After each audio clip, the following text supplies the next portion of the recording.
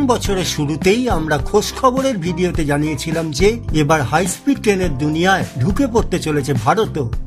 এক অনুষ্ঠানে রেলমন্ত্রী অশ্বিনী বৈষ্ণবের দেওয়া তথ্য অনুযায়ী আগামী বছর অর্থাৎ 2027 সালের 15ই আগস্ট স্বাধীনতা দিবসের দিনেই ভারতের রেলপথে ছুটতে দেখা যাবে দেশের প্রথম বুলেট ট্রেন। দেশের প্রথম বুলেট ট্রেনের পর এবার খবর হাইড্রোজেন ট্রেনের।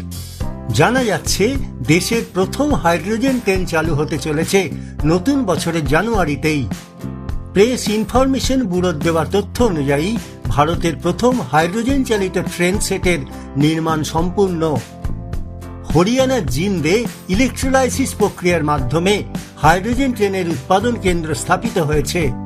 সংবাদ মাধ্যমের খবর অনুযায়ী দেশের প্রথম হাইড্রোজেন ইঞ্জিন চালিত ট্রেন হরিয়ানার জিন্দ সোনিপথ রুটে যাত্রা শুরুর জন্য সম্পূর্ণ প্রস্তুত। দূষণহীন এই ট্রেনের গতি হবে 110 কিলোমিটার প্রতি ঘন্টা। গোটা ট্রেনে সব কামরায় হবে এসি। কিন্তু এই হাইড্রোজেন ট্রেন আসলে কি? সোজা কথা, এই ট্রেন চলার জন্য শক্তির উৎস হিসেবে অনবোর্ড হাইড্রোজেন জ্বালানি ব্যবহার করা হয়।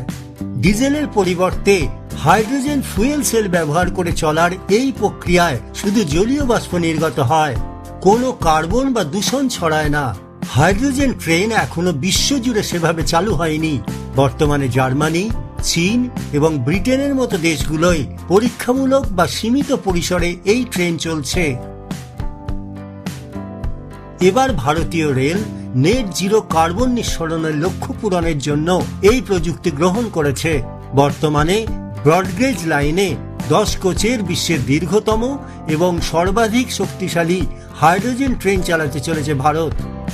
এই ট্রেন সেটে রয়েছে দুটি ড্রাইভিং পাওয়ার কার, প্রতিটির ক্ষমতা 1200 কিলোওয়াট করে মোট 2400 কিলোওয়াট এবং সঙ্গে 8টি যাত্রীবাহী কোচ। হাইড্রোজেন ট্রেনের সুবিধে অনেক।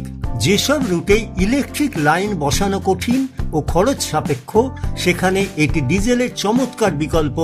এই ট্রেনে শব্দ ও কম্পন কম, ডিজেল ইঞ্জিনের তুলনায় মসৃণভাবে চলে।